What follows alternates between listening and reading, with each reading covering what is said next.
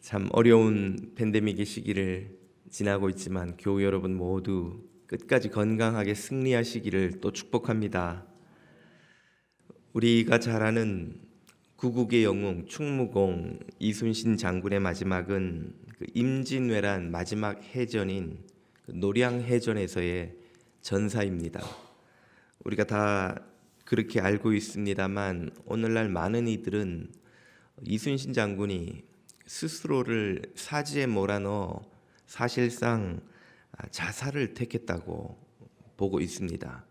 그 이유는 그가 마지막 해전에서 이기든 지든 그를 시기한 그 선조에 의해서 죽임을 당할 거라고 예상했던 것 때문입니다. 그렇게 되면 자신뿐 아니라 자신의 가족들까지 큰 화를 당할 것이기에 자신이 전사하는 것으로 생을 마감하는 것이 가장 자신의 가족들에게 참 안전한 길이라고 여겼기 때문이지요. 변덕과 의심이 심했던 선조는 외란이 터지자 도망쳐서 백성들을 버리고 달아난 자신과 달리 이 이순신 장군과 같은 전쟁 영웅들과 또 의병장들이 백성들에게 큰 신망과 지지를 얻는 것에 시기와 두려움을 느꼈습니다. 그래서 이런저런 이유를 들어 그들을 제거하려 하였는데요. 우리가 잘 알듯이 실제로 연전연승하던 이순신 장군을 잡아들여서 죄를 뒤집어 씌워 고문하고 실제로 죽이려고까지 했었지요. 의병장인 김덕령 장군 역시 역모 혐의를 씌워서 실제로 그를 형장의 이슬로 처형했습니다. 정의연립 사건 때는 사건과 아무 관계없는 무고한 이들을 천여 명 가까이 무참히 참 학살하는 잔인한 모습도 보여주었습니다.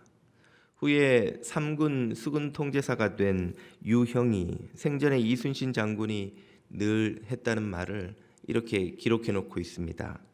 이순신 장군이 평소에 마음속을 토로하며 말하기를 나는 적이 물러나는 그날에 죽음으로써 유감되는 일을 없애도록 하겠다. 이순신 장군은 사실상 적을 물리치고 자신이 스스로 생을 마감하는 것이 가장 자신과 가족에게 안전한 길이라고 여겼다는 말이죠. 김덕령 장군의 전기인 이민서의 김충장공유사를 보면 이때 상황을 이렇게 묘사하고 있습니다. 김덕령 장군이 죽고부터 여러 장수들이 저마다 스스로 조심하여 곽재우는 군사를 해산하고 숨어서 화를 피했고 이순신은 바야흐로 전쟁 중에 갑주를 벗고 스스로 탄환에 맞아 죽었으며 호남과 영동 등지에서는 부자와 형제들이 의병은 되지 말라고 서로 경계했다. 이 글에도 이순신 장군을 비롯한 많은 전쟁 영웅들이 사실상 선조의 칼날을 피해서 전쟁을 이기는데 기여하고도 목숨을 스스로 사지로 몰아넣어야 했던 혹은 도망쳐 숨어야 했던 상황을 묘사하고 있죠. 선조의 시기는 이처럼 많은 구국의 영웅들을 사지로 몰아넣었습니다. 그뿐 아니라 그 혹독한 외란을 이기고 국가를 참 개혁하여서 새롭게 될 수 있는 기회를 놓치고 개혁의 발목을 잡아서 결국은 그들의 후손들이 나라를 일제에 의해서 뺏기게 만드는 국가 발전의 발목을 잡는 노릇까지 했습니다. 시기는 의인을 죽이는 악이지요. 시기는 공동체를 병들게 하는 악입니다. 인류 역사 내내 시기는 인간의 삶과 항상 함께 해왔습니다. 인류 역사가 시작되자마자 가인은 동생 아벨이 자신이 하나님께 받아들여지는 예배를 드리지 못하는 데 비해 참 동생이 하나님이 받으시는 예배를 드리는 것을 보고 시기하여 동생을 돌로 쳐 죽이는 살인의 역사로 시작하지요. 사울은 백성들이 다윗을 향해 사울이 죽인 자는 천천히요 다윗이 죽인 자는 만만히로다 하는 그 찬양 소리를 듣고 그만 눈이 뒤집힌 나머지 그가 죽을 때까지 다윗을 죽이려고 창을 들고 따라다닙니다. 시편은 이런 악인의 삶을 이렇게 묘사합니다. 악인이 활을 당기고 화살을 시위에 먹이며 마음이 바른 자를 어두운 데서 쏘려 하는도다. 인간 사회는 항상 의인들이 잘 되는 것을, 복된 삶을 사는 것을 시기하는 악인들이 있기 마련이라는 말이죠. 그들은 항상 의인들을 어찌하든지 해치려 하는 마음을 품고 살아갑니다.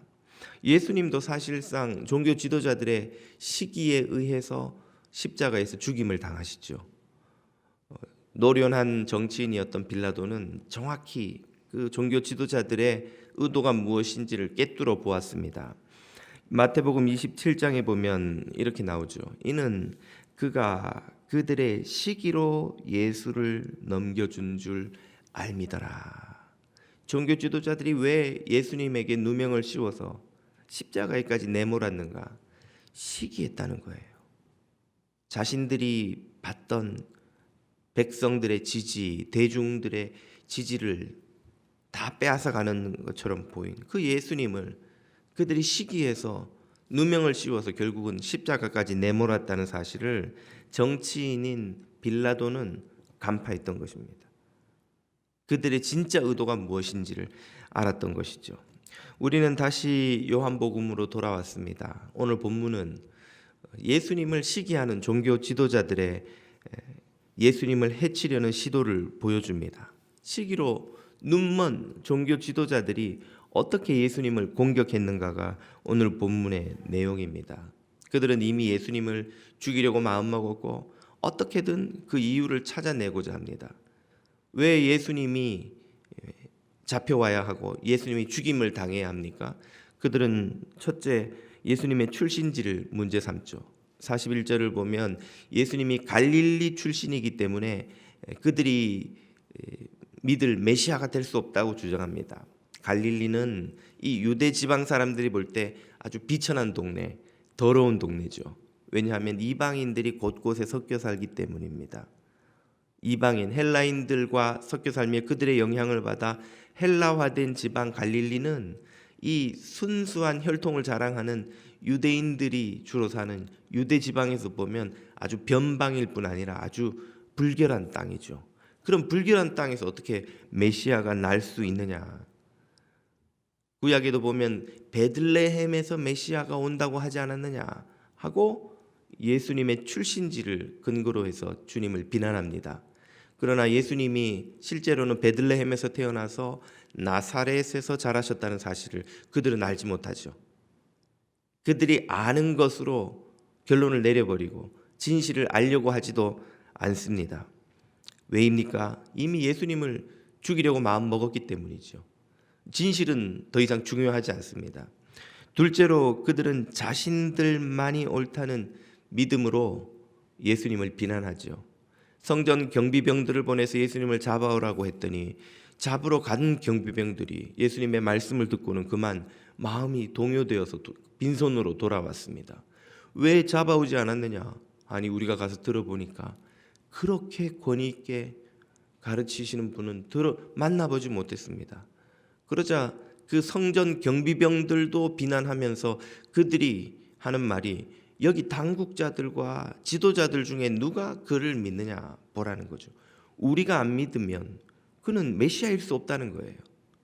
그가 메시아인지 아닌지를 판단하는 것도 우리들의 권위다 하는 말이죠. 다시 말해 내가 옳다는 거예요. 내 말이 절대적으로 옳다. 내가 진리를 판단하고 내가 옳다고 하는 것이 진리고 내가 그러다고 하면 그건 진리일 수 없다는 자기 자신을 절대화하는 교만을 보여줍니다. 셋째로 그들은 사람을 살리는 율법을 가지고 오히려 사람을 죽이는 데 쓰고 있습니다. 예수님과 예수님을 믿는 무리들을 향해서 율법을 모르는 저주받을 자라고 폭언과 저주를 쏟아놓지요. 그러나 곧이어 니고데모가 그들의 모순을 지적합니다. 우리는 율법을 그럼 아는 사람들이란 말인데, 율법에 의하면 누구를 정죄하기 전에 반드시 그가 한 말을 들어보고 그에게 변호의 기회를 주고 그의 행위가 옳은지 그른지를 율법에 의해 판단을 해보고 판단을 해야 하는데, 우리는 그 사람의 말을 아직 들어보지도 않았지 않았느냐? 그 사람의 자기 변호를 아직 들어본 적도 없지 않았느냐? 그런데 이미 이렇게 죽일 놈이라고 결론을 내리고 공격하는 것이야말로 우리가 율법을 어기고 있는 것 아닌가요? 하고 니고데모가 그들의 모순을 지적합니다. 그러자 그들은 다시금 원래의 논리로 돌아가죠. 너도 거기에 미혹되었느냐? 생각해봐라. 갈릴리에서 어떻게 메시아가 날 수 있느냐? 다시 처음 논리로 돌아가죠. 하나의 이유가 막히면 그 다음 이유로, 그 다음 이유가 막히면 그 다음 이유로, 그게 막히면 또 다시 옛날 논리로. 이들의 모습이 보여주는 것은 이미 죽이기로 결론을 내려놓았기 때문에 진실이나 사실 여부는 중요하지 않다는 것입니다. 왜 본문은 이런 예수님을 시기하여 죽이려는 종교 지도자들의 모습을 이토록 자세히 묘사해 놓았을까요? 이것은 오늘 이 땅을, 이 시대를 살아가는 우리들 누구에게나 바로 그들의 모습이 나타날 수 있기 때문입니다. 시기는 먼 곳에 있는 것이 아닙니다. 시기는 우리 아주 곁에 가까운 곳에, 사실은 우리 마음속에 있죠. 한국에서 이름만 대면 다 알만한 대형 교회가 참 원로 목사님의 아들로 세습을 하면서 사회적 비난이 일자 왜 교회가 세습을 할 수밖에 없었는지 그 이유를 설명을 했습니다. 그 중에 이런 이야기가 이런 논리가 있었습니다. 후임 목사를 데려다가 목회를 시켰는데 그가 목회를 아주 잘하면 원로 목사도 인간인지라 시기심이 생긴다는 거예요. 그래서 많은 교회가 갈등을 겪고 문제를 겪고 심지어 깨지기까지 하고, 그런데 아들이 후임 목사가 되면 아들은 아무리 잘해도 아빠가 시기하지 않는다. 그러니까 원로 목사의 아들이 세습을 하는 것이 참 교회를 위해 좋다 하는 논리를 답으로 내놓았다는 말입니다. 참 여러모로 웃지 않을 수 없는 이유지요. 첫째는 교회가 이토록 황당한 논리를 내놓을 수 있다는데 놀라지 않을 수 없고, 둘째로 목회자들도 그렇게 시기에서 자유롭지 못한가? 후임 목사가 잘하면 그렇게 목사 시기를 할 수밖에 없는 것이 목사인가 하는 생각을 하면 웃을 수밖에 없죠. 목사가 이럴진데 교인들인들 시기로부터 자유로울 수 있겠습니까? 예전에 제가 한국에서 망우동에 있는 어느 교회에서 청년부 목사로 지내는데, 조금 저보다 연배가 더 높은 선배 부목사님 한 분이 목회를 같이 같은 교회 부목사로 했습니다. 그분은 이제 교구 목사고 저는 청년부 목사인데, 그분 이제 교계에 이런 저런 소식이 들려오면 그분이 그 교계 목사들에 대해서 논평을 해주시는 거예요. 이번에 어느 교회 부임한 어느 목사는 내가 잘 아는데 사람이 틀려 먹은 사람이라고. 그 사람 내 겪어봤는데 그 사람 목회 담임 목사하면 교회가 큰일 난다고. 또 이번에 어느 교계에 이런 저런 일이 있었는데 그 연루된 목사는 내가 잘 아는데 그 목사는 아주 사기꾼이라고. 상종하면 안 되는 목사라고. 그런 식으로 이제 교계 목사님들을 다 이제 품평을 하는 거예요, 이분이. 그래서 제가 좀 놀라서 물어봤습니다. 어떻게 그 많은 분들을 다 아세요? 내가 발이 좀 넓지. 그럼 그분들 중에 제대로 된 목사는 아무도 없어요. 아무도 없어. 한 사람 있어, 한 사람. 괜찮은 사람. 누군데요? 나는 괜찮아. 내가 볼 때 나는 괜찮고, 내가 보는 그 목사들은 다 틀려 먹었어. 한국 교회 제대로 된 목사는 당신 혼자뿐이라는 거예요. 그래서 제가 웃으면서 그런 훌륭한 목사님과 한 교회에 있어서 아주 기쁘다고 제가 그런 적이 있습니다만, 목사도 왜 그렇게 교회 다른 목사들마다 다 문제가 있고 흠이 있고 제대로 된 목사가 하나도 없다고 생각이 될까요? 목사도 시기에서 자유롭지 못하기 때문입니다. 목사도 다른 목회자들이 인정받고 높임받고 대접받는 걸 보면 마음에 시기가 생기기 때문이지요. 결국 그 목사님은 당신이 그토록 비난했던 교회를 갈라서 나가는 다른 목사들을 비난했던 그 방식으로 그 교회에서 교인들을 일부 데리고 나가서 한 10분 거리에 있는 어느 지역에서 또 개척을 하셨습니다. 목사가 이럴진데 교인들 시기에서 자유로울 수가 있을지요? 우리가 시기로 눈이 멀었다는 것을 알 수 있는 길이 무엇입니까? 사람들의 허물이 잘 보입니다. 사람들의 문제가 잘 보여요. 방금 제가 소개드렸던 그 망우동의 목사님처럼 보는 교인마다, 보는 사람마다 제대로 된 사람이 하나도 없습니다. 왜 그럴까요? 우리가 현명해서입니까? 아니요. 우리가 시기에 눈이 멀었기 때문입니다. 시기에 눈이 멀면 심판자이신 하나님도 보이지 않고 예수 그리스도의 십자가의 긍휼도 보이지 않고 깨끗한 거울처럼 우리의 모든 허물을 드러내시는 율법의 말씀도 보이지 않고 오직 보이는 것은 이웃의 허물과 나의 의뿐입니다. 나는 옳은데 이웃은 다 문제투성이에요. 그것이야말로 우리가 시기에 눈 멀었다는 증거입니다. 어느 목사님이 드신 비유가 아주 인상 깊게 뇌리에 남았습니다. 감자밭에서 우리가 해야 하는 일은 감자를 캐는 일이라는 거죠. 그런데 감자밭에서 감자는 안 캐고 돌을 캐내려고 하면 돌은 끝도 없이 나온다는 거예요. 감자밭에 널려 있는 게 돌이라는 거예요. 감자밭에서 돌을 캐는 사람은 평생 돌만 캐다가 감자는 하나도 못 먹고 돌만 캐다가 끝난다는 것이죠. 우리는 형제 자매의 장점과 은사와 귀함을 발견하고 칭찬하고 축복하고 격려하는 사명을 부여받은 사람들이죠. 그런데 안타깝게도 형제 자매의 단점과 문제와 허물만 캐내며 그것으로 비판하고 정죄하고 비난하는 데 인생을 다 낭비하는 그런 삶을 살아간다면 얼마나 비극적입니까? 감자밭에서 감자는 캐지 않고 감자를 캐라고 보냈더니 돌만 잔뜩 캐내고는 왜 이 밭에는 돌이 이렇게 많으냐고. 돌 없는 밭이 어디 있겠어요? 모든 밭은 캐내면 다 돌만 나옵니다. 그 돌밭에서 감자를 캐내는 게 감자밭에 보냄받은 일꾼의 사명인 것이죠. 주님은 잠언에서 감자밭에가 돌만 캐는 이들을 향해 이렇게 말씀하십니다. 4장 24절입니다. 구부러진 말을 내 입에서 버리며 삐뚤어진 말을 내 입술에서 멀리하라. 진실을 왜곡하는 구부러진 말, 삐뚤어진 마음에서 나온 삐뚤어진 말, 그런 말을 우리 입술에서 멀리하라는 말이죠. 이런 모든 구부러진 말, 삐뚤어진 말은 어디에서 나옵니까? 시기에서 나옵니다. 시기는 우리 안에 있는 독이에요. 독을 먹고 온전한 몸이 없듯이 시기를 품고 건강하고 복된 영혼이 있을 수 없습니다. 시기는 그 사람의 영혼을 죽여요.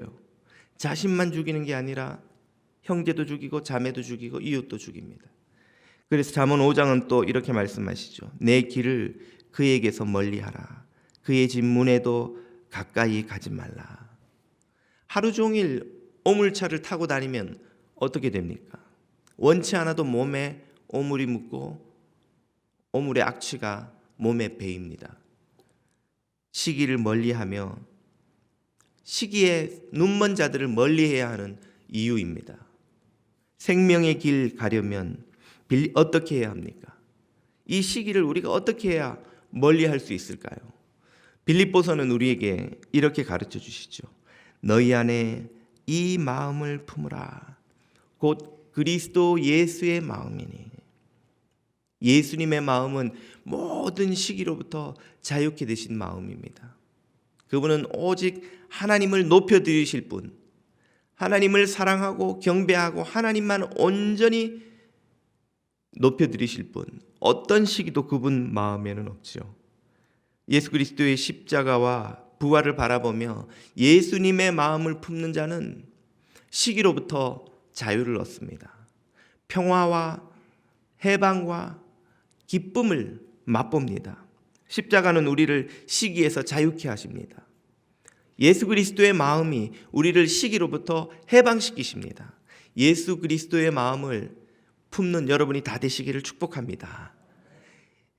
예수 그리스도의 마음을 품었던 우리 믿음의 선배들은 시기하지 않는 참 복된 마음을 보여줍니다. 세례 요한은 이 마음을 이렇게 말합니다. 제자들이 와서 세례 요한에게 탄식하면서 우리에게 오던 백성들이, 대중들이 다 예수님과 그 제자들에게 가서 세례를 받는데 그들이 베푸는 세례가 우리가 베푼 세례보다 훨씬 많습니다. 세례 요한의 제자들은 자신들과 예수님의 제자 공동체를 경쟁 관계라고 여겼습니다. 그때 세례 요한이 뭐라고 말합니까? 아니 그런 일이 있단 말이냐? 아니 내가 예수라는 그분에게 세례를 베풀었는데 그분이 나보다 더 잘 나가? 그렇게 응답할 법한데 오늘날 우리는 흔히 그렇게 응답하는데 말이죠. 세례 요한은 무엇이라 답합니까? 요한복음 3장입니다. 그는 흥하여야 하겠고 나는 쇠하여야 하리라 하니라. 아멘. 그분과 나는 경쟁할 관계가 아니다. 그분은 내가 범접할 수 있는 이가 아니다. 그분은 하나님이 보내신 메시아로 하나님이 흔쾌 하시는 분이요.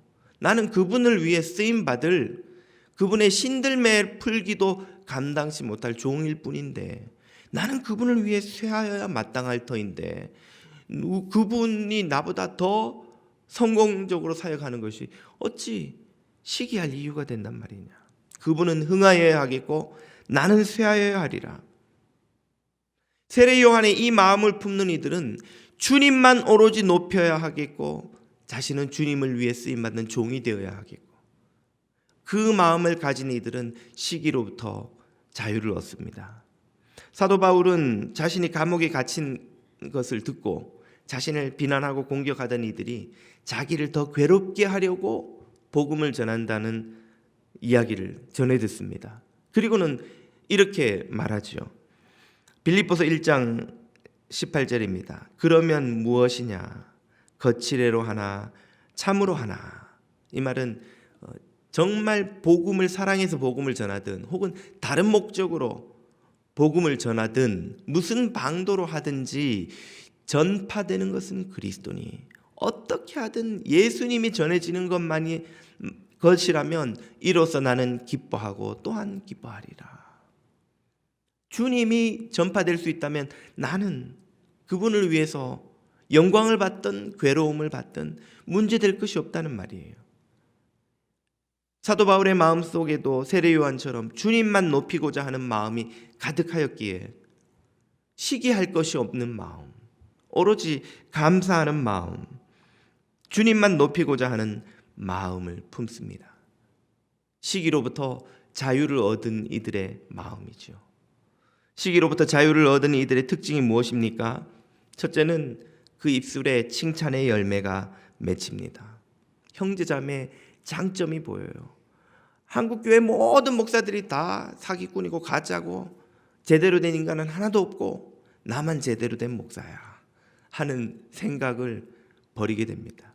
오히려 형제자매들이 얼마나 동료들이 얼마나 귀한지 소중한지 복된 이웃이신지를 깨닫습니다. 그들의 장점이 보이고 그들이 귀하게 느껴지고 그들과 신앙생활하며 함께 섬기는 것이 정말 감사한 일이죠. 나 같은 인간을 교우라고 받아주고 나 같은 인간을 남편이라고 아내라고 함께 살아주고 나 같은 인간을 아버지라고 어머니라고 자녀라고 품어주는 가족들이 있고 나 같은 인간하고 함께 일해주는 동료가 있고 상사가 있고 부하 직원이 있는 것이 얼마나 감사한지 감사의 열매, 칭찬의 열매가 그 입술에 맺힙니다. 왜요? 시기로부터 해방됐기 때문이에요. 시기심에 사로잡혀 있으면 그런 감사와 칭찬이 나오지 않습니다. 형제자매 허물을 자꾸 드러내야 내가 드러나기 때문에 칭찬이 나오지 않습니다. 고마운 마음이 없기 때문에 감사가 나오지 않습니다. 시기로부터 해방된 이들은 그 입술에 칭찬과 감사의 꽃이 핍니다. 둘째로 그 입술에서 정죄의 독이 빠져나갑니다. 형제자매를 비난하고 험담하고 흠을 잡고 허물을 말하고 하는 모든 말이 독입니다. 우리 자신을 죽이는 독이에요. 이웃을 죽이는 독이에요. 그 말을 듣는 이들의 영혼까지 죽이는 독입니다. 그 마음에서 기쁨과 평화를 다 뺏어가는 독이에요. 그 독이 빠져나가기 시작합니다. 예수 그리스도의 마음을 품은 이들은 너희 안에 이 마음을 품으라 곧 그리스도 예수의 마음이니 그는 근본 하나님과 본체시나 자기를 하나님과 동등됨을 취할 것으로 여기지 아니하시고 하나님과 같은 분이시지만 하나님처럼 되지 않고 오히려 낮추어 십자가까지 내려오신 그분은 모든 시기가 사라지신 온전한 사랑과 겸손과 섬김의 마음을 품고 살아가시는 분입니다. 그 마음을 품은 이들의 마음 속에서는 비로소 모든 정죄와 비난의 독이 빠져나가죠.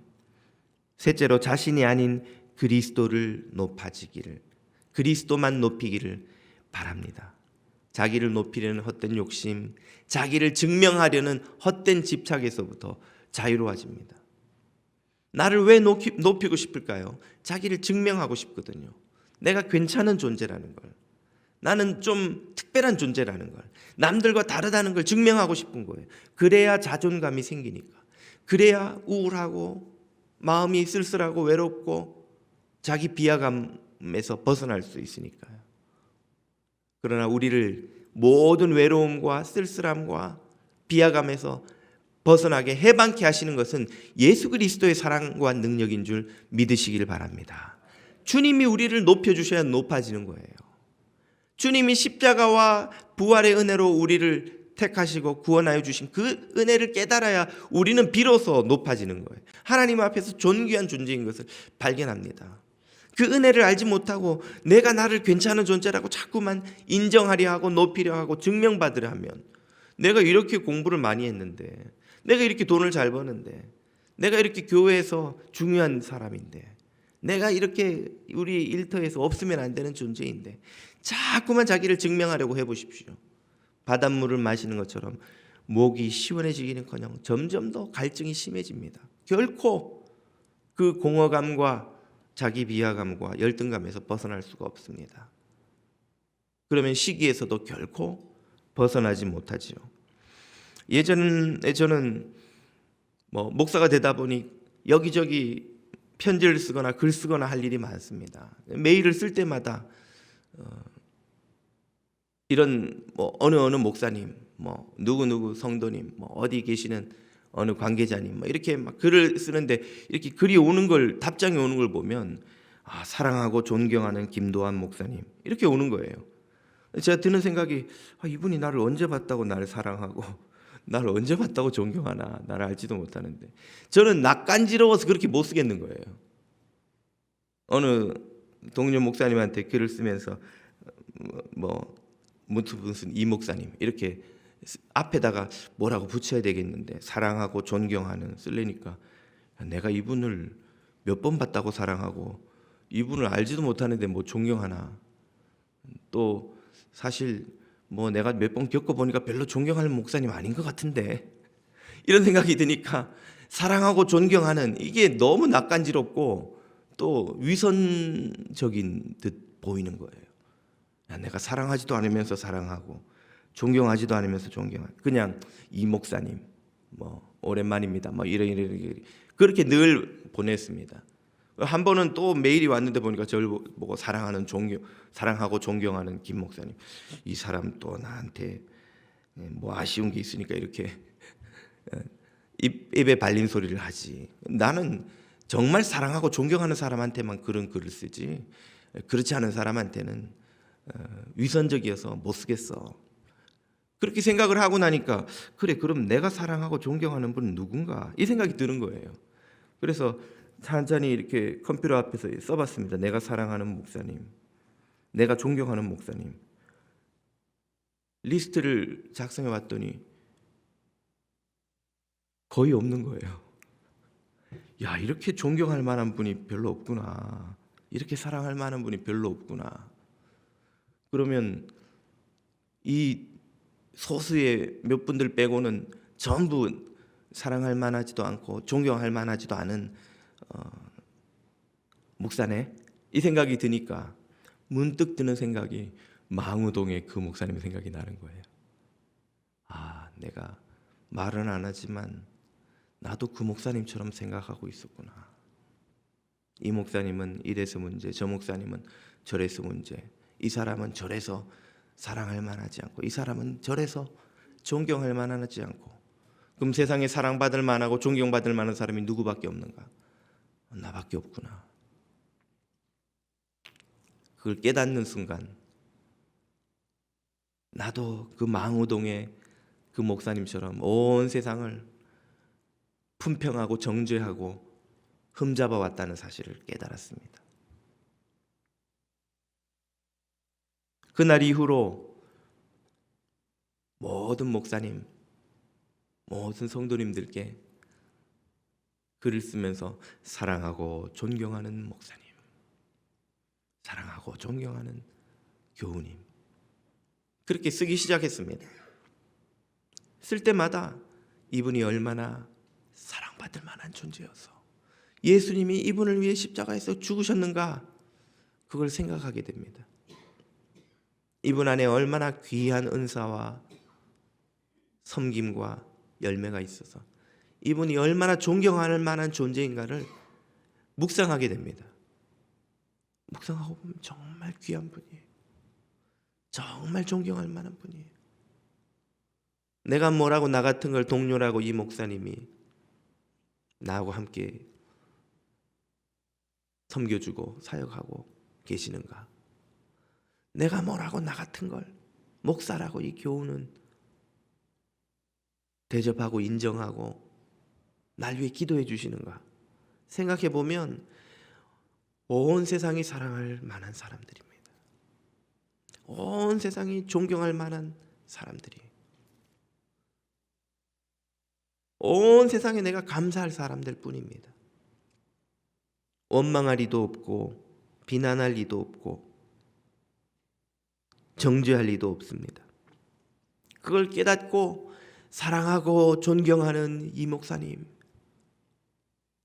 쓸 때 성령께서 제 마음에 기쁨과 평화를 주세요. 그 순간 주님께서 제 마음속에 모든 경쟁심을 다 사라지게 해주십니다.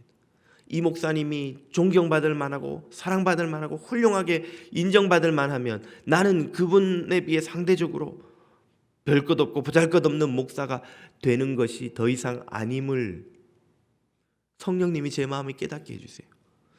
이분의 존경받을 만한 점을 내가 배워야겠구나. 이분이 사랑받을 만한 점을 내가 닮아가야겠구나. 경쟁심이 아니라 그분을 닮고 싶은 마음, 그분처럼 되고 싶은 마음을 제 마음속에 성령님이 일으켜주세요. 성공한 목회적으로 훌륭한 목사님들을 볼 때 그분들로부터 배우고 싶은 마음을 주시고, 이분은 이렇게 성공했는데 나는 뭔가, 이분 앞에서 나는 왜 이렇게 작아지는가 하는 마음을 성령님께서 사라지게 해주시는 거예요. 그전에는 내가 왜 이분에게 사랑하고 존경한다는 말씀을 고백을 못했던가, 그분이 그렇게 훌륭한 존재이면 나는 보잘것없는 존재가 된다는 두려움이 제 마음에 있었던 거예요. 그런 훌륭한 분을 향한 시기가 내 마음에 있었던 거예요. 그걸 성령님께서 다 사라지게 해주시고 거기에 말할 수 없는 자유와 평화와 기쁨을 주세요. 그분들을 정말 사랑하고 존경하는 마음을 주시고 그분들로부터 배우고 싶은 마음을 주시고 그분들과 가까워지고 싶은 마음을 주시고 더 이상 그분들을 품평하거나 비난하거나 흠잡지 않는 마음을 주십니다. 형제 자매를 높여주면 우리는 자유를 얻습니다. 우리가 높아지려 하면 긴장하게 돼요. 우리를 증명하려고 하면 사람들을 경계하게 됩니다. 그러나 형제자매를 높여주면, 형제자매를 귀하게 대접하면, 그분이 얼마나 존귀한 존재인지를 깨닫게 되면 마음이 자유를 얻습니다. 해방을 얻습니다. 시기로부터 자유케 됩니다. 감자를 캐는 것은 얼마나 복된 일인지요.